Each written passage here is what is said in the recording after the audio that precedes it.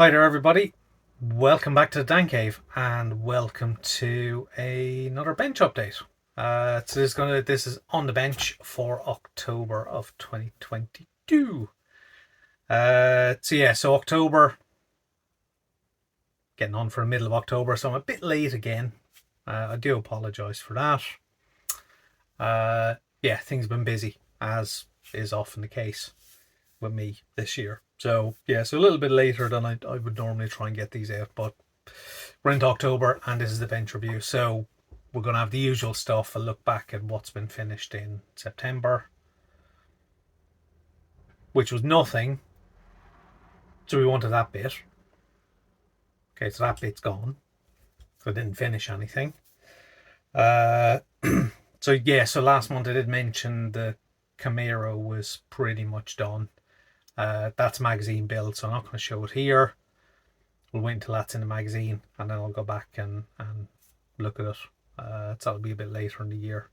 So that's been written up and sent off to them, and photographed and everything. So hopefully that'll come out in the next couple of months, probably November, December time, I would have thought, with knowing their normal kind of lead times for things. So nothing's been finished, weirdly, this month, which is a rarity for me. So we're not going to cover that. We'll cover the what's been bought. That was nothing either. I've gone a whole month without buying a model kit, or at least buying a model kit and having it here in front of me. So no kits have been bought, so nothing new has come in. So we're not going to do that bit either. So really, all we've got to look at is a very probably a very shortened on the bench update. So it's going to be in progress and a little bit of future plans. That's what we'll do. In progress and future plans. So there we are. That's what we're going to cover today. If you're new here, please subscribe. Please drop a like. If you're returning, obviously don't forget to like the video. The more videos we can get to 50 likes, the better. And I've just noticed there's a mirror over there, which is kind of pointing at the spray booth, and hopefully not seeing anything else. So that mirror is over there because outside in the hallway out there, it was hung on the wall. The wall's been rebuilt because our ensuite in the master bedroom is being redone at the moment. So one of the many things that's keeping me relatively busy, mainly because I'm out buying stuff for it. I'm not doing the work. Please say somebody else is doing the work. I'd rather not do that because I get a limited amount of time outside of work and other stuff anyway. So if I was doing the bathroom, I'd have no model time, and I probably wouldn't be doing this video because I'd be busy doing the bathroom, I would have thought. However, lost my train of thought completely. So we're going to cover in progress and a little bit of future planning stuff. Not going to be a huge amount in this month's on the bench, but that's how it goes sometimes. Not too worried about that. Some of the in progress stuff is moving along quite quickly. Well, not quickly, but progressing quite well and getting towards the end stages of some of the builds. So hopefully in the next couple of weeks, there'll be a couple of completions, which will hopefully be in next month's update. But I never know. Because I can often get squirreled by another kit and start on something else. But I do have kind of a little bit of a priority list at the moment that will probably dictate what I'm going to build over the next few weeks. So how's ever? General modelling news. Not much change on the modelling front. Obviously Telford is coming up. There'll probably be another bench review before Telford. I will be there. Can't remember if I'm going for one or both days. I think the plan is just to go for one day this year, actually. And then I'll be staying in around Telford and then do some other stuff on the second day. But probably only a one day for me this year, which is absolutely fine. So it'll be the usual, get around the displays, get around some of the traders, I've no real shopping list for this year. There's a few kits which are probably out and about that if I spotted them I'd pick them up, but there's no kind of must buys. And to be honest, with the way things have gone with, you know, internet and buying things online, pretty much everything's available online anyway. So it more tends to be, if I do go to a model show, I tend to go with money and I just buy stuff because it's there, not necessarily because it's on a big kind of must get list. So there'll be a few things I'll look out for, but I'm not planning anything specific. So yeah, so that'll be middle of November. So yeah, there'll be another bench update before then. So in terms of other stuff, no huge dramas in terms of anything that's happening with the channel. All's good. Just this year's been a little bit more balanced out by some other stuff that I do. Busy in work. Been away a few times in September with work as well. Also away on holiday. So kind of bench time has kind of been squeezed a little bit. So that's just how it goes. So that's not a problem. But, you know, there's still quite a few kits have been built, and, you know, there's still plans for some video builds. I mean, 2 of the builds I've got ongoing at the moment are video builds in themselves. So, you know, you will see a little bit more of them. And I'll talk about them a little bit more when we get to the next section of this video. So of course, if you're on YouTube,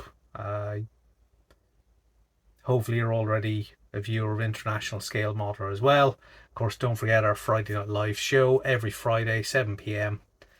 Come join us for a little bit of fun, bit of laughs, a little bit of modelling stuff thrown in there every now and again.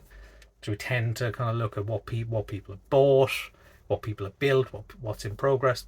Very similar to this, but actually covering what people have posted from International Scale Modeler themselves. Plus there's the odd giveaway every now and again as well. So don't forget to tune in on a Friday night. So yeah, so that's me rambling for a little bit. Fill the video a little bit. So let's head on over to the bench and let's actually have a look at what's in progress at the moment in the Dan Cave on the bench. So over we go.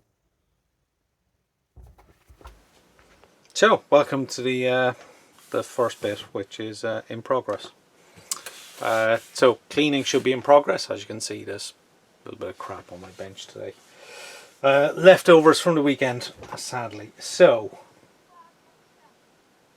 first kit we're going to cover is the, and I'm just looking around to where I put stuff, is going to be the Legacy. So now you would have seen the body work previously, probably shown it a couple of times. So the main bits that have been in progress are the interior.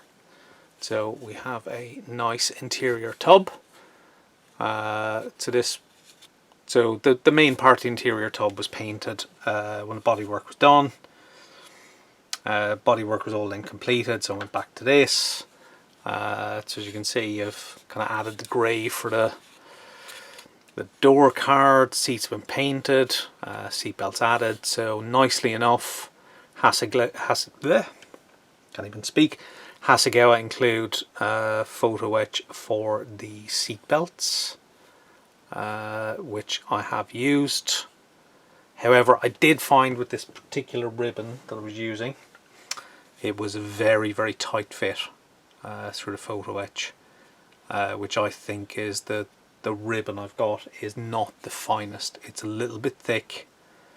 The diameter, the width is spot on, but the actual thickness made it very, very difficult to feed it through, and you'll probably see that in the video. But I managed to figure out ways to get it done, and I think it's come out and looks alright actually. So tried to leave the seat belts in a little bit more of a random fashion, give the impression of the kind of just, you know, taken off and left drape. The dash itself, so that was painted with a mixture of red with some aluminium added to give it a little bit more of a metallic finish. which probably closer matches the actual car. And then there's a few bits inside which have been detail painted. So there's like what looks like an oxygen bottle and a fire extinguisher bottle in there as well. So yeah, so kind of pleased with how that's come out. Yeah, quite happy with that. That looks quite okay, I think. So there's that. And now the chassis and running gear is also complete. So, again, the basic chassis was painted way back when I did the body work. However, all the kind of running gear were left kind of separate. So they were all pretty much primed in UMP black and then painted using various kind of metallic shades. I actually used Vallejo Model Air metallic colours for quite a lot of it. So quite a bit of silver, a little bit of their steel colour, and then some of their gold for the front shocks. So not a huge amount of attention to detail placed on the underside, because to be honest, my kits don't really get picked up that often, and certainly this part of them doesn't get looked at in any great detail. So as long as there's a little bit of kind of colour variation, it's absolutely fine. I know there's people out there would probably just paint them completely black and not care, and then there's people over the other side who will go to extreme lengths to detail them.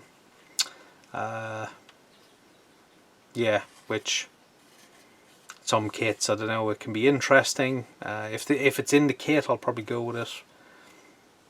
Something like this, it's pretty much a curbside kit. I'm not too worried about it. I mean, even simple things like the brake discs on this are incredibly simply defined, and you know, when you look at the actual wheels, stand by, I'll go grab them.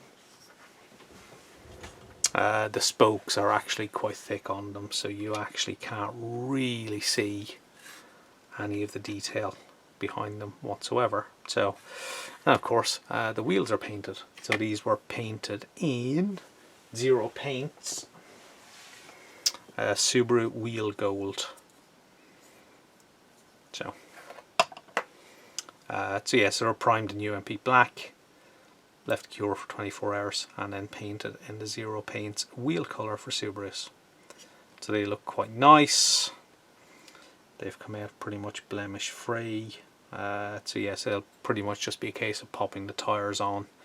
I don't think I've tyre decals for this particular car. I think they are included for the box scheme, but if I recall, the box scheme has got Pirellis. I can't remember what the ones on the Colin McRae car were. It will come to me. No, I need to go and check. So, in the kit, yeah, it's Pirelli decals are in the kit. I seem to have lost the box with the bodywork. I'm only joking, I didn't really lose it. Just buried. So yeah, and so the bodywork, which is in here. Yeah, so it would have been Michelin's, because I got Michelin decals on the bodywork. So yeah, that is coming together nicely. So while we're sat here, let's have a quick look and see how that bodywork pops in. So I believe it's a pretty good fit.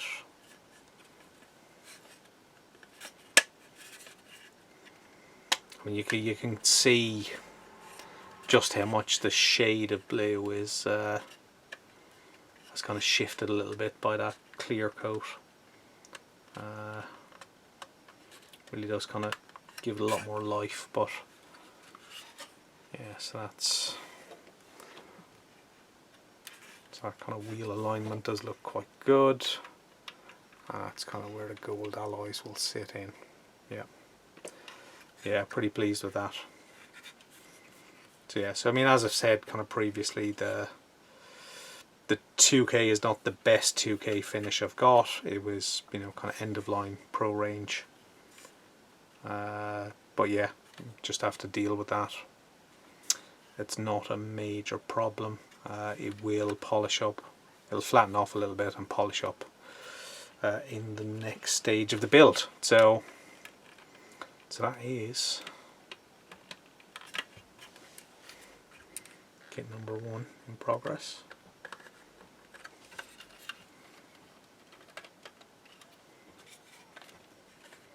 Okay, so just carefully remove that.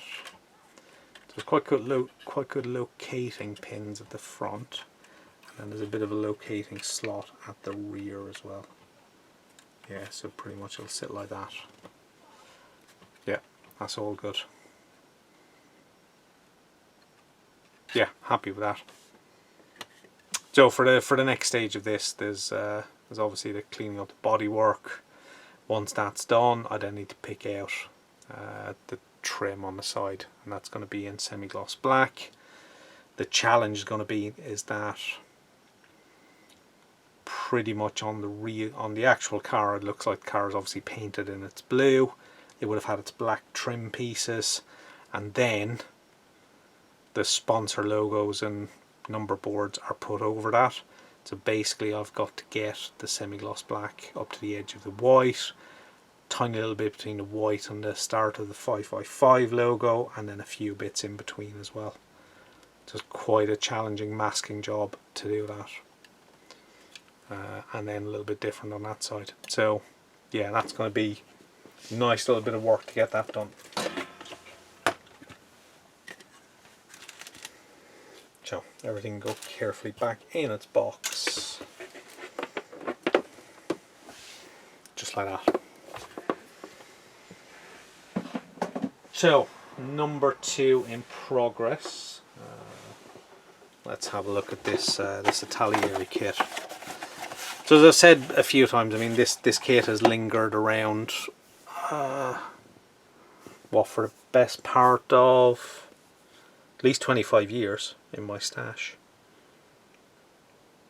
if not a little, yeah, probably about 25 years. So over the years, with it being the old Itaglieri end opening boxes, they rattle around quite a bit, so a couple of parts had gone missing.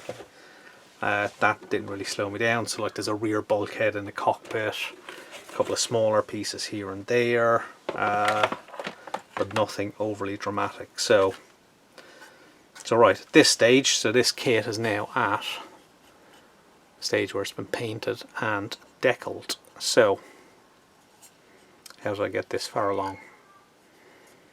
So after the kind of cockpit construction, fuselage assembly, etc., canopy was masked and attached. So then it was primed in UMP black, and then I added, using Vallejo Model Air, I think it's light ghost grey and forest green, and that left basically the black part of the camouflage scheme there from the primer stage. Now I needed to go back and do a little bit of touching up, so that was done using some Model Air black just to improve the definition on the actual camouflage scheme. Now it's all soft edge. Soft edge in 72nd scale can be look out of scale, shall we say, when you do it freehand, which is what I did. But yeah, I quite enjoy doing it freehand, so it's not entirely accurate, but I'm not that bothered. I mean, to be honest, if you wanted to get a real soft edge that was more scale appropriate in 72nd scale, really you'd want to do probably use some, you know, blue tack or white tack, but very, very thin sausages or snakes, just so it kind of lifts a tiny little bit, and then angle your airbrush so you get a very, very slight feathered edge. Either that or basically use a raised piece of masking tape or raised edge just to give you that very, very soft edge. I don't think this helicopter would have looked right with a hard edge camo on it. So either way, that's reasonably good. So then after the paint was cured, decals went straight down on paint. Don't need a gloss coat for your paint. These are 25 odd year old Itaglieri decals, which are always notorious for silvering. So with a little bit of UMP strong and extra strong. There's almost kind of no sign of silvering there. There's a little bit on some edges, but I think the age of the decals, that probably was unavoidable. Even if you had a gloss coat, you'd still have the same problems, but they've gone down okay. We'll see how the weathering stage maybe helps disguise any little trace of silvering. So after the decal's cured, it was given a satin coat, which was Winsor & Newton Galleria. Yes, satin varnish. So that's all kind of good to go on the weathering stage. So it'll probably be a little bit of kind of panel line wash used in any of the kind of recessed areas. And then the rest of it will probably be using some kind of post shading, maybe some ammo shaders, just to add kind of grimier areas back towards the engine area, a little bit of grime. But it maybe then like dirt or dust on the underside, so not a huge amount of thought has gone into how I'm going to weather it, but it'll probably be along those lines. And this is a video build as well, so I'll try and cover some of that in the video. So all the other bits and pieces like the rotors, weapons, they are all off over in the paint booth after being primed yesterday, I think. However, they're all primed, so they can now go on to actual painting in their base colours. So they're all primed in UMB black. So this is progressing quite nicely. It's probably at the 75-80% complete stage, because it's not going to get a huge amount of weathering. So that is nearly there. So that's in progress number 2. So then the final in progress is the resin kit for the resin grip build, which was the de Havilland Dove 72nd scale from Magnum Models. So that has been assembled, filled again, sanded, filled again. Huge amount of filling work needed on wing roots, seam lines. This is a very old resin kit. It's not the best fitting kit. Quite a challenge to get it to this stage, so that has been done, as I said. And since then it has been coated with Tamiya grey primer, given about 3 coats of that. So one of the main reasons to use the Tamiya grey primer is obviously it's lacquer, it'll adhere better to the resin. That means probably on top of that I can use acrylics now if I wanted. And also this primer coat helps me see exactly where any further work is needed on any of those seam lines. They may not show up on camera, but you can definitely see that wing root. That needs a little bit of work. It's slightly depressed, as am I with this kit. Yeah, it's probably a little bit more blending to do around the cockpit.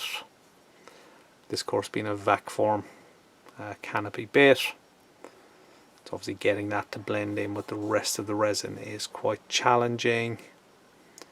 But other than that, I mean, there are plenty of blemishes. Needs a little bit of correction, but I think once that primer is given a good few hours to cure and harden properly, I'll be able to go back and sanded some of the blemishes, which will reveal exactly where I need to correct. I've got some Mr. Surfacer 500, which I'll probably use to kind of paint into some of the blemish areas, sand it back again, and then see how that works out. There's a few areas where I can restore some panel lines as well, but generally you can see this is kind of progressing quite nicely, and it's at the kind of complete airframe stage. So once this is fully corrected from a sanding point of view, it'll be time to, well, basically give it a coat of black, which I haven't decided whether I'll just use another black acrylic primer, might use semi-gloss black, and use that as a base for the overall metallic colour. So this is going to be finished in an Irish Air Corps scheme, which is basically a natural metal finish with some day glow panels on the wings, tail, nose, etc. So yeah, so it'll be natural metal finish, then masking for the day glow panels, which I'll probably then have to paint white and then the day glow, just to get the vibrancy I want, and then we can finally get to the decal stage. So still plenty of work to go on this one, but the first big step, which will be the next step, is once this paint is fully cured, is looking for blemishes with the filling work and correcting any seams. So not an easy build, not an easy process to go through, but I think when you kind of stand back and look at this kit, it actually looks all right. But obviously it's when I look in detail, I can see there's definitely areas that need further correction and further blending, which is all entirely achievable. So the assembly was quite challenging. I think, you know, if you take examples like this nose area, the fit was completely wrong, but obviously it's been stuck on because it's there. So you use CA glue to get it stuck on, and then use a combination of various fillers, like let me see. So I use Vallejo putty on kind of fairly simple filling, and then used Milliput superfine white for any of the deeper trenches. So basically mixed up some of that and plugged it into the bigger gaps. Then use a little bit of water, just try and smooth that off. Let it cure, build it up again, sand it all back, and then use some of the Vallejo plastic putty to fill in any kind of missed bits. But generally multiple filler sessions, multiple sanding sessions, all to get it to this stage, which is still not complete and still a little bit of work to do. But that's not to say that I'm not enjoying it. I've had this kit for quite a few years. It's one of those kits that I've kind of wanted in built form in a stash. Yeah, so finally dragged it out of its cupboard box wherever it was hiding and started work on it. Yeah, let's hope I can get it to a reasonable standard when it's finished. So there we go. That is kit number 3 that's in progress. So next up is future plans. So as I said before, I'm trying not to plan, you know, multiple kits in advance and kind of think I'm going to do this, this and this. It's very much, I kind of want to treat my large stash like a little bit of a hobby shop. So when I have a gap and I want to start a kit, I go and look on the shelf and decide what to build. However, there are occasions when things go slightly differently. So as I've mentioned before, I've built some kits for Phoenix scale modelling. I've done a couple of car kits for them. Did the Pontiac Firebird earlier in the year. The Camaro has been done. That'll be in a magazine in the future. And at the Thornbury Model Show, I spoke to one of the editors who dropped another kit in my shopping bag. So on this occasion he dropped me this one, which was the Special Hobby Saab J21. So this is going to be one of the upcoming kits on the channel, because I said it'll be a relatively quick turnaround, so I might as well have a quick look in the box while we're sat here. So Saab J21, quite an unusual looking airplane, but it is a post-war Swedish aircraft, Swedish fighter aircraft. Unusual configuration. Not a huge of them have been kitted. I think Heller used to have one in 72nd scale. However, we'll kind of cover the history of the aircraft another time once we're probably building it, or probably in a magazine article. So, instructions for Special Hobby look okay. One bag, and it looks like there are 2 sprues. Nice bit of flash, Special Hobby, so would expect that. But actually the level of kind of moulding detail actually looks okay. got a decal sheet, and it's got some resin parts as well, which is quite nice. Looks like it's got some resin exhausts. Oh, resin wheels, that's nice. And a few other bits and pieces. So, not a huge part count, but then it's not a particularly big aircraft. It'll probably be a nice little bit of work for a cockpit. Looks like one side of the glass is openable, so I might be able to open up the cockpit. Either way, it's actually quite a small airplane. So yeah, that's going to be one of the future upcoming builds that I'm going to have to start relatively soon. So beyond that, there's a group build over at Styrene Machine, which is the Build What You See inspiration group build. It's been called many different names, but essentially it's a group build that kind of says, you know, pick a subject that inspires you and go and build it. So I've gone back and forth so many times on what I want to build that I have absolutely no idea what I'm going to build for it. So I'm going to say no more than that. I don't know. I think my main choices at the moment are Revell Ferrari California, mainly because I was lucky enough to drive a California a couple of years back on a supercar experience day at Rockingham. I've got the Metro 6R4, which is driven by Jimmy McRae, who was one of my rallying heroes. Brings back memories of seeing them on the rally stages back in the 80s. And I've wanted to build that kit for ages, so that's definitely up there. Yeah, and they're probably the two favourites. In terms of inspiration, probably not much else at the moment. So it's kind of between those two, I think. That's definitely the two favourites. I think that'll be one of the next group builds. I'm also haven't picked anything for the German group build over on ISM, and I probably won't at this stage. Although if I start that BF 109, the Edward one, if I start that, that could count for the German group build as well. I don't know. As I said, I'm not going to overly think about what I want to build too much. I'm not going to plan things out months in advance.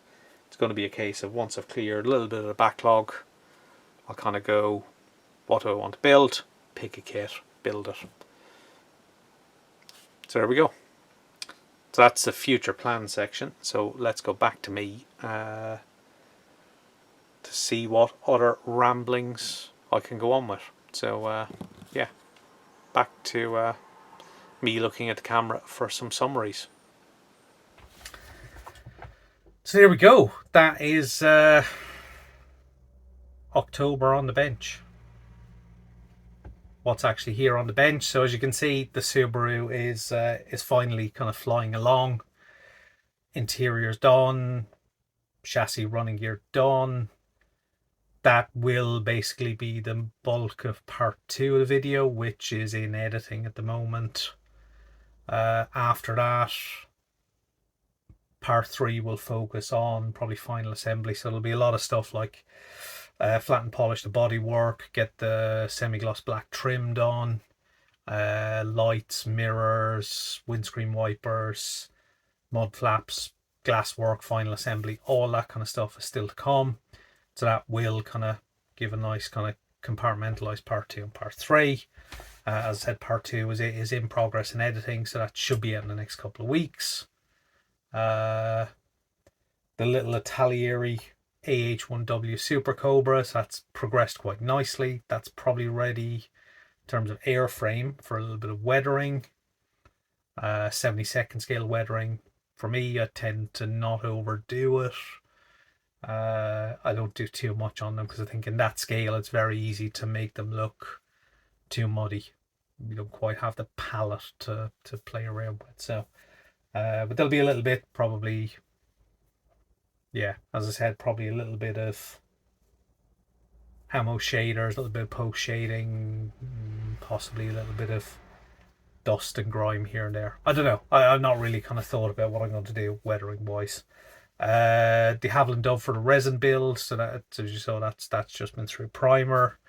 That needs a lot of work on the exterior. So those first coats of primer really just to help me see where I need to fix things. So there's some Mr. Surfacer 500 en route, which will help with that. So basically it's just picking out the areas, kind of give the primer coats a little bit of a sand back, try and blend in any of the blemishes, maybe add a little bit of Mr. Surfacer on there and then just blend that back, reprime, and as I said already, next stage will be a coat of probably black primer, which will make probably black gloss, which will be a base for a metallic color. Then it'll be masking, and yeah, wait and see. So it's going to be an Irish Aircore aircraft, so which is overall natural metal with some Day-Glo panels as well.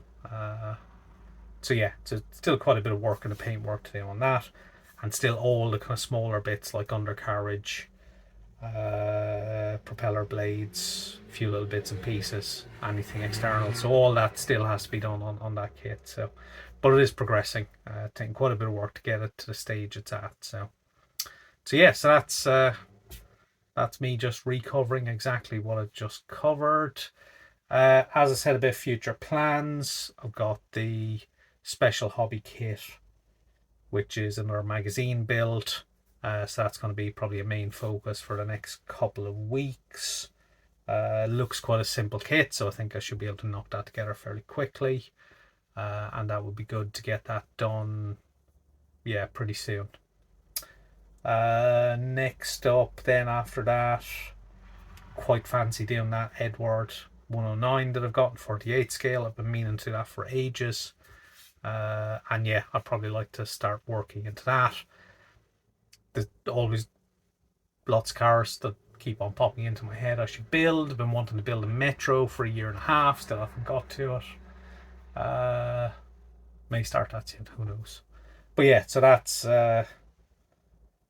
the kind of current shape and state of things here in the Dan Cave. So thank you very much for watching. Thank you for sitting through this all so far. If you're not a subscriber, please subscribe. Please hit the like button. Tick the bell to get notified of new videos as well.